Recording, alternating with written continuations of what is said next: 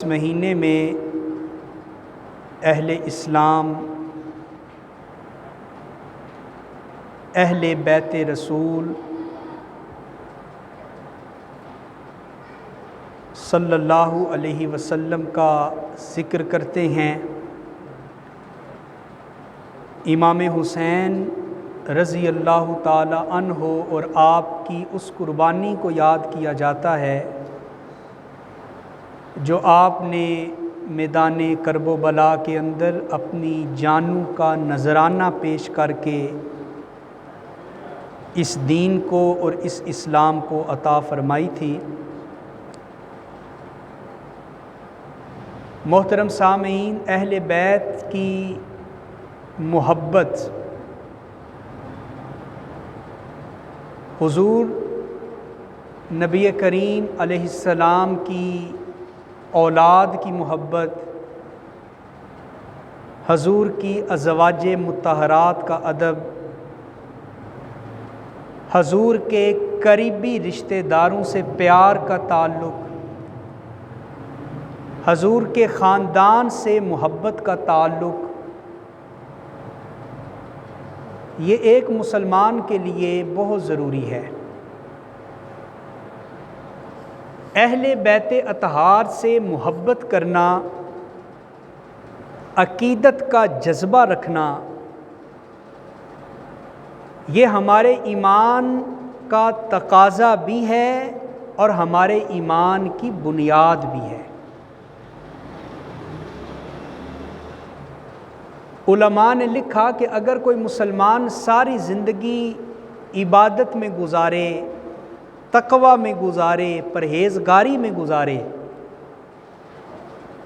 اللہ اللہ رب رب کرتے اس کی زندگی گزر جائے، دن کو روزہ رکھنے والا ہو اور رات میں نفل پڑھنے والا ہو، اور یہ بندہ حرم شریف میں جا کر طواف کر رہا ہو اور اسی لمحے اس کی روح قبض ہو جائے، اس کا آخری وقت آ جائے، تو علماء نے لکھا کہ اگر اس بندے کے دل میں حضور کی آل کی محبت نہ موجود ہوئی، حضور کی آل کا ادب موجود نہ ہوا، خدا نہ خواستہ ان کا بغض ہوا، ان کا کینہ ہوا، تو ایسے بندے کو نہ اس کی نمازیں کام آئیں گی، نہ روزے کام آئیں گے، نہ نفل کام آئیں گے، نہ تلاوتیں کام آئیں گی۔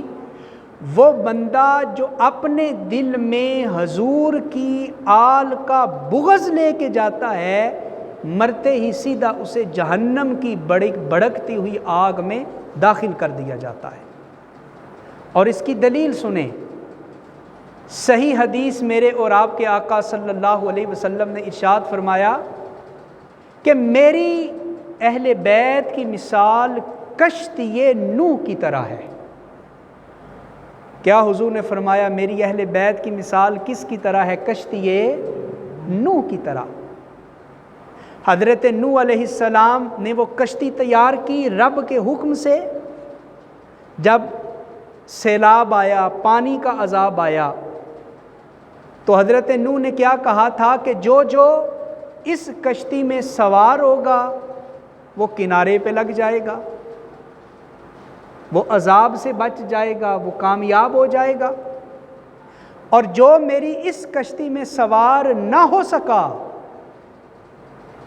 وہ اللہ کے عذاب میں غرق ہو جائے گا، ڈوب جائے گا، تباہ ہو جائے گا۔ تو حضور علیہ السلام نے اپنی اہل بیت کی مثال، اپنے خاندان کی مثال حضور نے کس سے دی ہے؟ کشتی نوح سے۔ حضور نے فرمایا کہ میری اہل بیت کی مثال کشتی نوح کی طرح ہے۔ مطلب یہ کہ جو میری آل سے محبت کرے گا، جو میرے خاندان سے پیار کرے گا، جو میری اہل بیت اطہار سے عقیدت کا رشتہ قائم کرے گا، اللہ تعالیٰ اس بندے کو سیدھا جنت میں داخلہ عطا فرما دے گا۔ اور خدا نخواستہ جو اہل بیت کی محبت کی کشتی میں سوار نہ ہو سکا، اور دل میں بغض لے کے مر گیا سادات کا، حضور کی آل کا، حضور کی اہل بیت کا، دل میں کینہ لے کے مر گیا، تو جس طرح کشتی نوح میں جو سوار نہیں ہوا تھا وہ ڈوب گیا تھا، ایسے ہی یہ بندہ بھی کبھی جنت کا حقدار نہیں ہو سکتا۔ حضرت عبداللہ بن عباس رضی اللہ تعالی عنہ حضور کے صحابی ہیں اور سید المفسرین ہیں، حضور کے سامنے بیٹھ کے حضور سے قرآن پڑھا کرتے تھے، قرآن سیکھا کرتے تھے۔ حضرت ابن عباس کا جب آخری وقت قریب آیا، آخری وقت دنیا سے رخصت ہونے لگے، تو آپ نے آسمان کی طرف دیکھا، اور آسمان کی طرف دیکھ کر حضرت عبداللہ بن عباس نے ایک دعا مانگی۔ وہ دعا ذرا غور سے سنیے گا۔ اب حضرت ابن عباس صحابی رسول ہیں، دعا کیا مانگی انہوں نے؟ دعا مانگی، اے باری تعالیٰ تیرا یہ بندہ یہ دنیا چھوڑ کر تیری بارگاہ میں آنے لگا ہے، تو مولا تیرا یہ بندہ خالی ہاتھ نہیں آ رہا، بلکہ اپنے نامہ اعمال میں حضور کی اہل بیت کی محبت کو لے کر آ رہا ہے۔ تیرا یہ بندہ اہل بیت اطہار کی محبت اپنے سینے میں لے کر آ رہا ہے، حضور کی آل کا پیار لے کر آ رہا ہے۔ اے باری تعالیٰ حضور کی آل کی محبت کی وجہ سے مولا مجھ گناہگار کے اوپر اپنا کرم فرما دینا، اپنا فضل فرما دینا۔ اور حضرت شیخ سعدی شرازی کا وہ شعر جو اکثر علماء اپنی دعاؤں میں اسے مانگتے ہیں، آپ میں سے بھی اکثر لوگ اس شعر کو جانتے ہیں، یاد ہے۔ وہ شعر کیا ہے شیخ سعدی کا؟ الہی بحق کے، پڑھے نظر سارے، الہی بحق کے بنی فاطمہ کہ بر قول ایمان کنی خاتمہ۔ ذرا اس کے ترجمے پہ بھی تو غور کرے۔ شیخ سعدی کہتے ہیں کہ اے باری تعالیٰ میں تیری بارگاہ میں دعا کرتا ہوں کہ میرے دل میں تیرے نبی کی آل کا ادب موجود ہے، حضور کی اہل بیت اطہار کی محبت میرے سینے میں موجود ہے۔ اے باری تعالیٰ میں یہ دعا کرتا ہوں جب میرا آخری وقت آ جائے اور میں اس دنیا سے رخصت ہونے لگوں، تو اے باری تعالیٰ اہل بیت اطہار کی محبت کا واسطہ دے کے کہتا ہوں جب میرا آخری وقت آ جائے تو مولا میری زبان کے اوپر کلمہ شہادت کو جاری فرما دے، الہی بحق کے بنی فاطمہ کہ بر قول ایمان کنی خاتمہ۔ تو اہل بیت اطہار سے محبت کرنا یہ ایک مسلمان کی ایمان کی نشانی ہے، ایمان کی نشانی۔ اور یاد رکھیں محبت اہل بیت کا مطلب کیا ہے؟ میں نے یہ جو کہا بار بار کہ حضور کی آل سے پیار، حضور کے گھر والوں سے پیار، حضور کی پاکیزہ بیٹیوں کا ادب، حضور کی ازواج مطہرات کا احترام، حضرت علی شیر خدا سے پیار، حضرت سیدہ خاتون جنت کا ادب، محبت اہل بیت کا مطلب کیا ہے؟ آج ہم اس محبت سے واقف نہیں ہیں، تو یاد رکھیں محرم کے دنوں میں کالے کپڑے پہننے کا نام محبت اہل بیت نہیں ہے۔ محبت کے محرم کے 10 دنوں میں کالے کپڑے پہن کے گلیوں اور بازاروں میں چلنا یہ محبت اہل بیت نہیں ہے۔ محرم کا چاند طلوع ہونے پہ جوتے اتار کے ننگے پیر چلنا یہ بھی محبت اہل بیت نہیں ہے۔ اور 10 محرم کے دن چھریوں اور چاقوں اور نیزوں کے ساتھ اپنے آپ کو ہی مارنا، اپنے آپ کو زخمی کرنا، اپنا خون نکالنا یہ بھی محبت اہل بیت نہیں ہے۔ شام غریبہ منانا یہ بھی محبت اہل بیت نہیں ہے۔ محبت اہل بیت کس چیز کا نام ہے؟ حضرت امام حسن اور حسین کی زندگی کے اوپر جب تم عمل کرو گے تو اس چیز کا نام محبت اہل بیت ہے۔ حضرت حسن و حسین کو ہم اپنا امام کہتے ہیں نا، اس معنی میں امام نہیں کہتے جس معنی میں تشیع امام کہتے ہیں۔ اس معنی میں امام نہیں کہتے۔ بھائی جب 5 وقت کی نمازیں پڑھانے والا امام ہو سکتا ہے، اسے امام صاحب بھی کہتے ہیں نا، تو حسن و حسین کو امام نہیں کہا جا سکتا، ہم اس معنی میں نہیں کہتے۔ تو حضرت امام حسن و حسین ہمارے امام ہیں، ہمارے پیشوا ہیں، ہمارے مقتدا ہیں، ہمارے رہبر ہیں، ہمارے ہادی ہیں۔ اور امام سے محبت کا مطلب یہ ہے جیسا امام کرے نا مقتدی بھی ویسے ہی کرے۔ امام رکوع میں ہو تو مقتدی کو کھڑا رہنا چاہیے یا رکوع کرنا چاہیے؟ آپ سے پوچھ رہا ہوں، بولیں بھائی۔ امام رکوع میں ہو تو مقتدی کو کیا کرنا چاہیے؟ رکوع کرنا چاہیے۔ امام سجدے میں چلا جائے تو مقتدیوں کو بھی سجدے میں۔ تو ہم حضرت امام حسن و حسین کو اپنا امام مانتے ہیں، اور امام ماننے کا مطلب یہ ہے کہ حضرت امام حسن نے حضرت امیر معاویہ کے ساتھ صلح کی ہے، جس سے ہمارے امام نے صلح کی ہے، ہم اس سے ناراض نہیں ہو سکتے۔ اور امام حسین نے یزید کے ناپاک ہاتھوں میں اپنا ہاتھ نہیں دیا، تو جس کے ہاتھ میں امام نے ہاتھ نہیں دیا، ہم اس کے اور اس کے چیلوں کے ہاتھوں میں اپنا ہاتھ نہیں دے سکتے۔ یہ ہے محبت اہل بیت کا مطلب، یہ ہے محبت اہل بیت کا مطلب۔ اور حضرت امام حسن و حسین کا مقام کیا ہے؟ جب آپ کی ولادت ہوئی تو آپ کو گھٹی کس نے دی، گڑتی کس نے دی؟ ہمارے گھروں میں بچوں کے پیدائش ہو تو کبھی ماں گڑتی دیتی ہے، کبھی باپ دیتا ہے، کسی گھر میں نانی دے دیتی ہے، کسی گھر میں خالہ دے دیتی ہے۔ اللہ اکبر، حضرت امام حسن و حسین کا مقام دیکھیں۔ جب آپ کی ولادت ہوتی ہے تو آپ کو نہ کسی حکیم نے گڑتی دی ہے، نہ کسی طبیب نے گڑتی دی ہے، ان شہزادوں کو گڑتی دی ہے تو اللہ کے پیارے حبیب نے گڑتی دی ہے، اللہ کے حبیب نے گڑتی دی ہے۔ اور آپ بچوں کو گڑتی دیتے ہیں تو کس سے؟ کبھی شہد سے، کبھی چینی سے، کبھی کھجور سے۔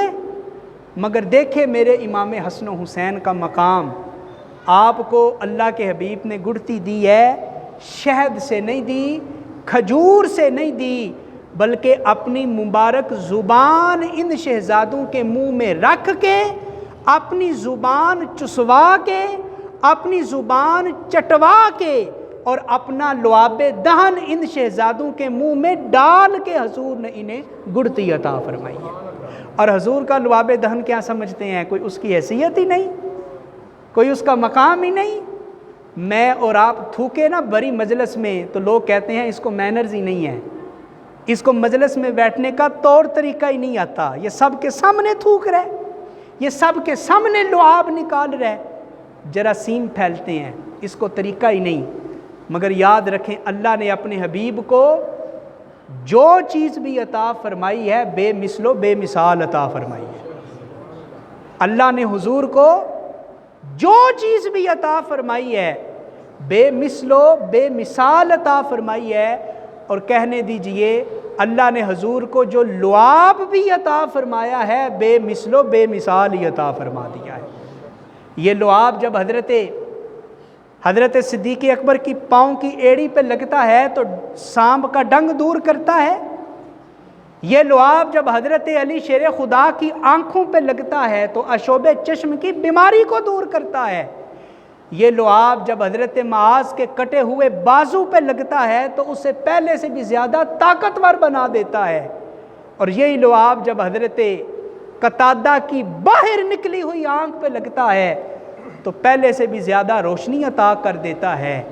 اور یہی لعاب جب مدینہ کے کھاری کنویں میں گرتا ہے تو اسے شہد کی طرح میٹھا بنا دیتا ہے۔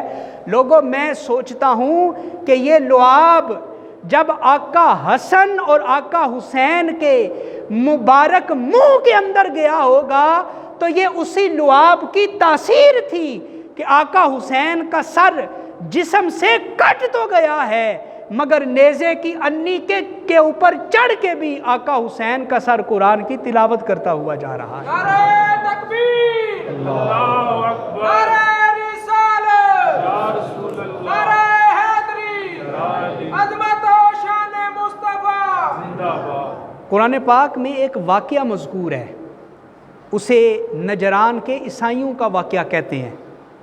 ذرا توجہ سے سنیے گا، مدینہ منورہ کے قریب ہی عیسائیوں کا ایک علاقہ تھا نجران، وہاں سے کچھ عیسائی علماء، عام عیسائی نہیں، عیسائیوں کے بڑے بڑے علماء، پادری، وہ مدینہ منورہ حضور کی بارگاہ میں آئے اور کہنے لگے کہ یہ عقیدہ آپ نے کہاں سے نکال لیا کہ حضرت عیسیٰ اللہ کے بندے ہیں؟ ہم تو حضرت عیسیٰ کو اللہ کا بیٹا سمجھتے ہیں، اللہ کا بیٹا مانتے ہیں۔ حضور نے پوچھا تمہاری دلیل کیا ہے؟ حضرت عیسیٰ اگر اللہ ہیں معاذ اللہ تو تمہاری دلیل کیا ہے؟ وہ عیسائی علماء کہنے لگے ہماری دلیل یہ ہے کہ حضرت عیسیٰ بغیر باپ کے پیدا ہوئے ہیں، تو یہ ہماری دلیل ہے۔ تو حضور نے فرمایا اگر یہی تمہاری دلیل ہے تو پھر حضرت آدم بھی بغیر ماں کے بغیر باپ کے پیدا ہوئے ہیں، ان کو تم اللہ کا درجہ کیوں نہیں دیتے؟ تو انہوں نے یہ سنا تو کہنے لگے کہ آپ جو مرضی کہتے رہیں، ہم حضرت عیسیٰ کو بندہ نہیں، ہم معاذ اللہ انہیں رب کا درجہ دیتے ہیں۔ حضور نے انہیں بڑا سمجھایا، بڑی دلیلیں دی، مگر وہ نہ مانے۔ اللہ تعالیٰ نے وحی بھیجی قرآن کی اور کہا کہ اے حبیب آپ ان کے ساتھ مباہلہ کریں۔ ایک ہوتا ہے مناظرہ، مجادلہ۔ مناظرہ کیا ہے کہ آمنے سامنے بیٹھ کر زبانی گفتگو کی جائے، ٹیبل ٹاک کی جائے، ایک بندہ ادھر سے دلیل دے، ایک ادھر سے دلیل دے، یہ مناظرہ ہے۔ اور مباہلہ کیا ہے کہ جب دلیلیں ختم ہو جائیں تو کھلے میدان میں جا کے رب سے دعا مانگی جائے، اے باری تعالیٰ جو سچا ہے اسے کامیاب کر دے، جو جھوٹا ہے اسے تباہ کر دے۔ تو اللہ تعالیٰ نے اپنے نبی سے کیا کہا؟ اے نبی ان کو جانے نہیں دینا۔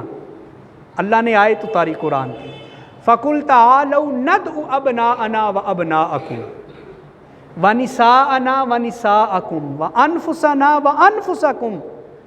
اللہ نے کہا اے حبیب ان سے کہو کہ یہ بھی اپنے بیٹوں کو لے کر آئیں، میں بھی اپنے بیٹوں کو لے کر آتا ہوں، یہ بھی اپنے گھر کی عورتوں کو لے کر آئیں، میں اللہ کا نبی ہوں، میں بھی اپنے گھر کی عورتوں کو لے کر آتا ہوں، یہ بھی اپنے آپ کو میدان میں پیش کریں، میں بھی اپنا آپ بنفس نفیس میں بھی میدان میں آتا ہوں۔ اور پھر دعا کرتے ہیں کہ اے باری تعالیٰ اگر حضرت عیسیٰ اللہ کے بندے ہیں تو اے باری تعالیٰ ہمیں کامیابی عطا کر دے، اور اگر معاذ اللہ حضرت عیسیٰ خدا ہیں جیسے یہ کہہ رہے ہیں تو اے باری تعالیٰ پھر تو بہتر معاملہ کرنے والا ہے۔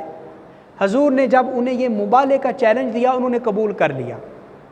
حضور نے کہا آ جاؤ میدان میں، وہ بھی اپنی عورتیں لے آئے، اپنے بچے لے آئے، خود بھی آ گئے، اور ادھر سے حضور تشریف لائے۔ حضرت امام حسن اور امام حسین کو حضور نے ساتھ لیا۔ حضور کے پیچھے آپ کی بیٹی حضرت سیدہ فاطمہ الزہرا تھیں اور ان کے پیچھے حضرت علی شیر خدا تھے۔ یہ 5 لوگ 5 تن پاک یہ کھلے میدان میں آ گئے نا اور دعا کی، اے باری تعالیٰ ہم میں سے جو سچا ہے اسے کامیاب کر دے، جو جھوٹا ہے اسے تباہ کر دے۔ جب حضور نے یہ دعا کی تو جو عیسائی علماء تھے نا انہوں نے دوڑ لگا دی، الٹے قدم واپس جانے لگے۔ کسی نے کہا واپس کیوں جا رہے ہو، دوڑ کیوں لگا دی؟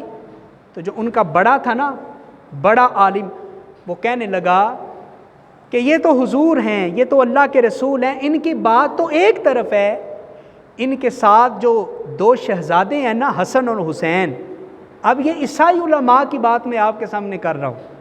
وہ عیسائیوں کا بڑا پادری کہنے لگا کہ اللہ کے رسول کا چہرہ تو ایک طرف رہا، یہ جو اپنے ساتھ 2 بیٹے لے کر آئے ہیں نا، ان کے چہروں سے اتنا نور نکل رہا ہے، ان کے چہروں سے اتنی نورانیت نکل رہی ہے، اگر ان کے چہروں کا واسطہ دے کر اللہ کی بارگاہ میں یہ دعا کی جائے کہ اے باری تعالیٰ ان پہاڑوں کو یہاں سے ہٹا دے، تو ان بیٹوں کا چہرہ اتنا خوبصورت ہے کہ اللہ ان پہاڑوں کو یہاں سے اٹھا دے گا۔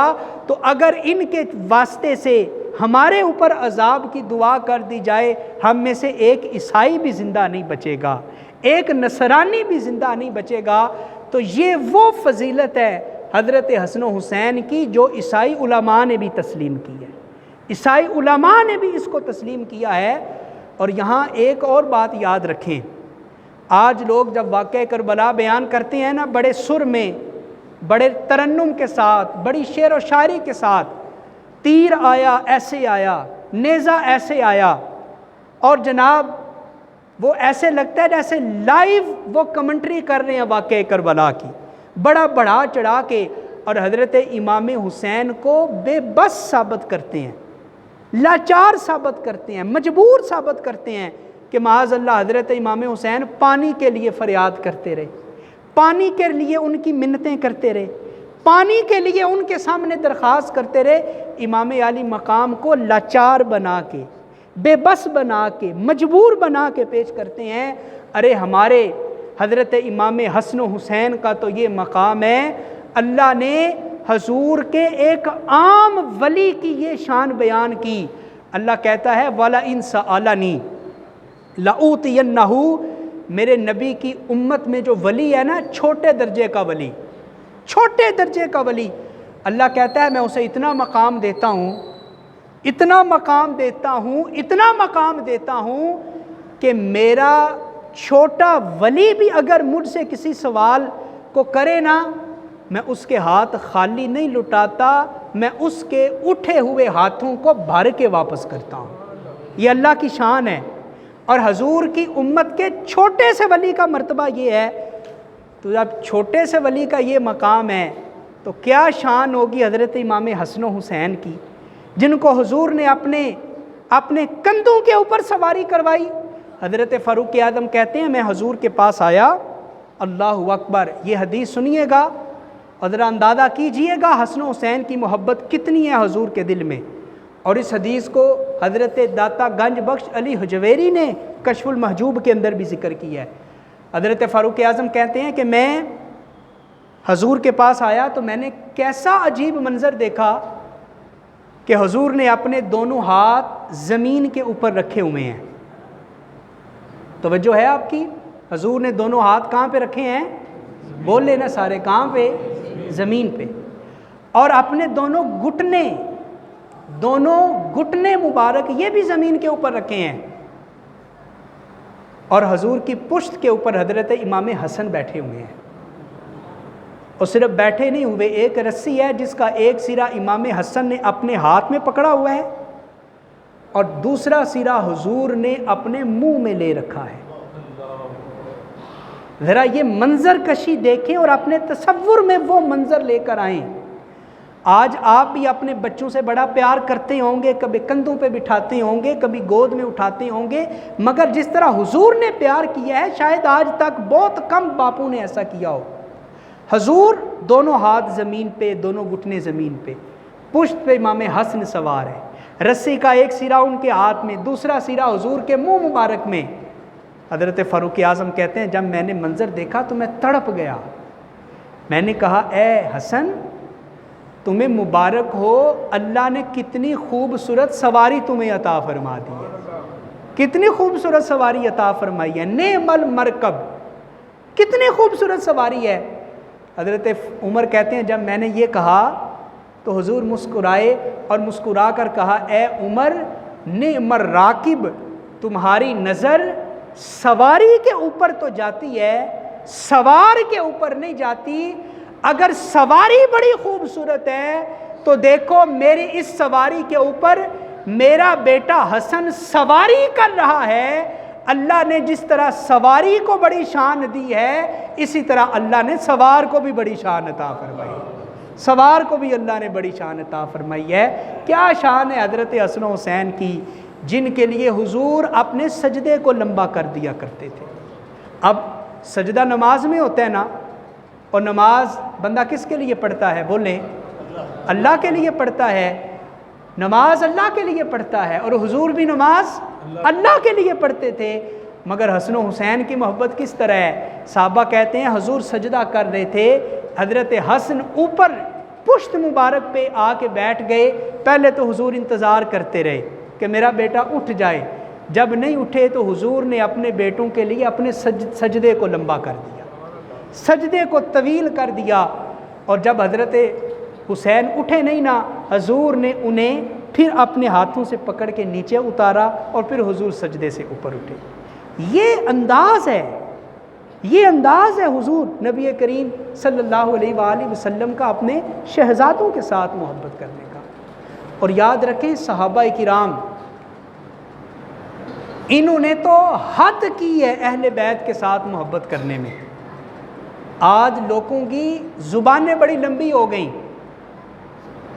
آج لوگوں کی زبانیں اتنی لمبی ہو گئیں کہ صحابہ کے اوپر انہوں نے بکواس کرنی شروع کر دی، اور نبی کریم علیہ السلام کے صحابہ کو انہوں نے اہل بیت کے مقابل لا کے کھڑا کر دیا۔ معاذ اللہ، صحابہ ساری زندگی اہل بیت سے لڑتے رہے اور اہل بیت ساری زندگی صحابہ سے لڑتے رہے۔ اگر تم یہ کہتے ہو تو پھر معاذ اللہ سب سے بڑا اعتراض تو تم خود نبی پاک کے اوپر کر رہے ہو کہ حضور کے اولین شاگرد، اولین پہلے شاگرد کون تھے؟ صحابہ ہی تھے نا بھائی۔ حضور کو سب سے پہلے، حضور نے سب سے پہلے جن کو قرآن پڑھایا وہ کون تھے؟ حضور نے سب سے پہلے جن کو نمازیں پڑھائیں وہ کون تھے؟ حضور جن کے ساتھ جہاد کرتے تھے وہ کون تھے؟ تو اگر تم یہ کہو کہ معاذ اللہ صحابہ اور اہل بیت آپس میں گتم گتا تھے، تو پھر تم توہین رسالت کرتے ہو کہ جو نبی اپنے پہلے شاگردوں کو ہی ان کے دلوں میں محبت نہیں ڈال سکا، اس نبی نے بعد کے لوگوں میں کیا محبت ڈالنی ہے؟ یہ اعتراض تو معاذ اللہ تم ناموس رسالت کے اوپر کرتے ہو۔ تو یاد رکھیں صحابہ اور اہل بیت کے درمیان آپس میں بڑی محبت تھی، بڑی محبت تھی، بڑی محبت تھی۔ اور کتنی محبت تھی، حضرت فاروق اعظم نے مال غنیمت تقسیم کیا تو آپ نے حضرت حسن اور حسین کو 1,000 درہم دیے۔ کتنے درہم دیے؟ 1,000۔ اور اپنے بیٹے حضرت عبداللہ بن عمر کو اور باقی صحابہ کو آپ نے 500 درہم دیے۔ جب تقسیم ہو گئی تو حضرت عبداللہ بن عمر جو بیٹے ہیں وقت کے خلیفہ کے، وقت کے امیر المومنین کے، آج تو بندہ چھوٹا سا کونسلر بن جائے نا، وہ کہتا ہے سارے فنڈ میں نے گاڑی لے کے آ جانے ہیں۔ بندہ یونین کونسل کا ایک چھوٹا سا چیئرمین بن جائے، اس کی کوشش ہوتی ہے میں خاندان کے سارے لوگ ہی سرکاری محکمے میں بھرتی کروا دوں۔ مگر حضرت امیر المؤمنین کا عدل دیکھیں، عبداللہ سگا بیٹا ہے، سگا بیٹا ہے، خلیفہ کا بیٹا ہے، وقت کے امیر کا بیٹا ہے، مگر اسے صرف 500 درہم دیے۔ حسن و حسین کو 1,000 درہم دیا۔ تو حضرت عبداللہ کہنے لگے امیر المومنین میں عمر میں بڑا ہوں حسن و حسین سے، اور میری نمازیں بھی ان سے زیادہ ہیں۔ ظاہر ہے عمر بڑی ہے تو نمازیں بھی زیادہ ہیں، روزے بھی زیادہ ہیں، تلاوتیں بھی زیادہ ہیں، حج عمرہ بھی زیادہ ہے۔ اور اے میرے والد گرامی، حسن و حسین تو ابھی گلیوں میں کھیلتے تھے، میں اس وقت بھی جا کے جہاد کیا کرتا تھا، اس وقت بھی جہاد کرتا تھا، تو مجھے آپ نے کیوں تھوڑا دے دیا؟ اور یہ حضرت عبداللہ بن عمر نے کوئی اعتراض نہیں کیا، یہ اہل بیت اطہار کا مقام واضح کرنے کے لیے سوال کیا ہے، تاکہ حسن و حسین کا مقام کیا ہے یہ لوگوں کو پتہ چل جائے۔ جب حضرت عبداللہ نے یہ کہا نا تو حضرت فاروق اعظم جلال میں آ گئے، جلال میں آ گئے اور کہنے لگے اے عبداللہ تو کہہ رہا ہے کہ تجھے تھوڑا دیا اور حسن و حسین کو اتنا زیادہ دے دیا، مجھے یہ تو بتا کیا تو حسن و حسین کی برابری کر سکتا ہے؟ کیا حسن و حسین کی برابری کر سکتا ہے؟ اے عبداللہ بتا کیا تیری ماں حسن و حسین کی ماں جیسی ہے؟ کیا تیرے والد ان کے والد جیسے ہیں؟ کیا تمہاری نانی ان کی نانی جیسی ہے؟ کیا تمہارے نانا ان کے نانا جیسا ہیں؟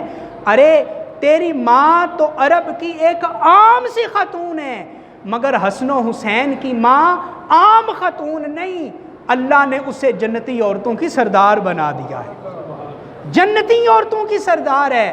تو فرمایا کہ ان کی ماں سیدہ کائنات ہیں، ان کے بابا کا نام حضرت علی شیر خدا ہے، ان کی نانی کا نام حضرت خدیجۃ الکبریٰ ہے، اور ان کے نانا کا نام نبیوں کے سلطان امام الانبیاء ان کے نانا لگتے ہیں۔ اے عبداللہ خبردار، اپنے آپ کو ان کے برابر کھڑا کرنے کی کوشش نہ کرنا۔ یہ ادب، یہ محبت کا تعلق تھا صحابہ کا اور اہل بیت کا۔ حضرت امام حسین کے بارے میں کہ آپ ایک جنازہ پڑھنے کے لیے تشریف لے گئے تو اس جنازے میں حضرت ابو ہریرہ بھی تھے۔ جنازہ پڑھ کے جب واپس آئے اور حضرت آقا حسین جوتا پہننے لگے تو جوتوں کے اوپر تھوڑی گرد، مٹی وغیرہ پڑ گئی تھی۔ حضرت ابو ہریرہ نے یہ دیکھا تو دوڑ کے آگے بڑھے اور اپنی چادر کے ساتھ حضرت آقا حسین کے جوتوں کو صاف کرنے لگے۔ اور جانتے ہیں حضرت ابو ہریرہ کس صحابی کا نام ہے؟ حضور کی سب سے زیادہ احادیث جو ہم تک پہنچی ہیں نا، سب سے زیادہ احادیث جس صحابی نے ہم تک پہنچائی ہیں، اس صحابی کا نام حضرت ابو ہریرہ ہے۔ اس صحابی کا نام حضرت ابو ہریرہ ہے۔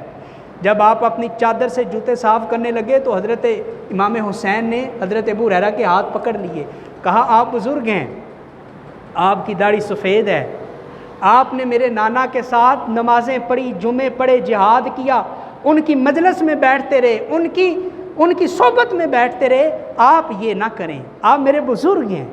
حضرت ابو ہریرہ نے یہ سنا، آنکھوں سے دو موٹے موٹے آنسو کے قطرے گرے اور کہا بیٹے حسین، اگرچہ عمر میں بڑا ہوں لیکن اللہ کی عزت کی قسم ہے، جتنی فضیلت کی حدیثیں حضور کی زبان سے میں نے سنی ہے نا، اگر لوگوں کو آپ کی عظمت کا پتہ چل جائے تو لوگ آپ کے قدموں کے نیچے اپنے سر رکھنے کے لیے تیار ہو جائیں۔ یعنی جب آپ چلیں تو لوگ اپنی گردنیں پیش کریں، جن کی گردنوں کے اوپر آپ اپنے قدم رکھ کے چلا کریں۔ یہ مقام تھا صحابہ کا اور اہل بیت اطہار کا۔ تو اہل بیت اطہار کا ادب، ان کی عقیدت، ان کی محبت۔ حضرت اسامہ بن زید کی حدیث سنے، کہتے ہیں کہ ایک رات مجھے کوئی حاجت تھی، میں حضور کی بارگاہ میں گیا، میں نے اپنے اوپر چادر اوڑھ رکھی تھی، حضور نے اپنے اوپر چادر اوڑھ رکھی تھی، میں نے محسوس کیا کہ حضور کی چادر کے نیچے کوئی چیز حرکت کر رہی ہے، میں ڈرا کہ کہیں کوئی چیز حضور کو نقصان ہی نہ پہنچا دے۔ میں نے عرض کی حضور آپ کی چادر کے نیچے کیا ہے؟ حضور نے اپنی چادر اتاری، چادر ہٹائی تو حضرت اسامہ کہتے ہیں میں دیکھ کے حیران رہ گیا، حضور کی دائیں بغل میں امام حسن بیٹھے ہوئے تھے اور بائیں بغل میں امام حسین بیٹھے ہوئے تھے۔ کیا انداز ہے محبت کا! اور یہ دیکھ کر حضور نے دعا کی، وہ دعا میں آپ کے سامنے رکھتا ہوں، اور اس دعا کا حقدار ہم بھی ہو سکتے ہیں، مگر شرط یہ ہے کہ کیا وہ چیز ہمارے اندر موجود ہے کہ نہیں۔ حضور نے کیا دعا کی، ذرا سنیے گا۔ حضور نے دعا کی، ہازانی ابنایا و ابنایا ابنتی اللہم انی احبہما و احبہما و احب من یحبہما۔ حضور نے کہا اے باری تعالیٰ، یہ دونوں میرے بیٹے ہیں اور یہ دونوں میری بیٹی فاطمہ کے بھی بیٹے ہیں، اے باری تعالیٰ میں ان سے بڑی محبت کرتا ہوں، انی احبہما، مولا میں ان سے بڑی محبت کرتا ہوں، مولا دعا کرتا ہوں تو بھی ان سے محبت فرما، وَأَحِبَّ مَن يُحِبُّهُمَا، اور قیامت تک میرا جو امتی ان سے محبت کرے گا مولا تو اس امتی سے بھی محبت کرنی شروع کر دے، تو اس امتی سے بھی پیار کرنا شروع کر دے۔ تو پتہ چلا جو اپنے سینے میں حسن و حسین کی محبت پیدا کرتا ہے اسے مبارک ہو، اسے مبارک ہو۔ اس لیے حضور دعا کر رہے اللہ تو ان سے محبت کر دے۔ حضور ایک دفعہ حجرے سے باہر نکلے، دائیں طرف حضرت حسن تھے، بائیں طرف حضرت حسین تھے۔ حضور نے فرمایا من احب ہذین واحب علی کان معی فی الجنہ او کما قال۔ حضور نے فرمایا جو میرے ان دو بیٹوں سے پیار کرے، حضور نے اشارہ کیا حسن و حسین کی طرف کہ جو میرے ان دو بیٹوں سے کیا کرے گا؟ پیار کرے گا، محبت کرے گا۔ حضور نے فرمایا کان معی فی الجنہ، جنت میں اللہ اس کو میری سنگت عطا فرما دے۔ میرا پڑوس عطا فرما دے گا۔ حضرات نماز پڑھو، جنت کا وعدہ ہے، روزے رکھو، جنت کا وعدہ ہے، قرآن پڑھو، جنت کا وعدہ ہے، حج عمرہ ذکر اذکار صدقہ خیرات کرو، جنت کا وعدہ ہے۔ مگر قسم بخدا حسنین کی محبت کائنات کا اتنا انمول خزانہ ہے، اگر تم حسنین سے محبت کرو گے اللہ تمہیں جنت بھی عطا کرے گا، جنت میں پیارے نبی کی سنگت بھی عطا فرما دے گا۔ صرف جنت ہی نہیں، جنت میں پیارے نبی کی سنگت بھی ملے گی۔ تو اس محرم کے مہینے میں حضرت حسنین کا ذکر کرنا، ان کی باتیں کرنا، یہ مسلمانوں کا شیوا ہے۔ اور چند دن پہلے ایک شیعہ ملعون ذاکر آصف علوی نامی شخص نے محرم کا ذکر کرتے کرتے خلیفہ اول افضل البشر بعد الانبیاء، یار غار مصطفیٰ بلکہ یار مزار مصطفیٰ حضرت سیدنا ابو بکر صدیق کی ذات میں بدترین قسم کی گستاخی کی، بدترین قسم کی بے ادبی کی، اور اس نے جو لفظ بولے ہم تو اپنی زبان پہ بھی نہیں لا سکتے۔ اس نے تو حضرت ابو بکر صدیق کو معاذ اللہ دار اسلام سے باہر خارج قرار دے دیا۔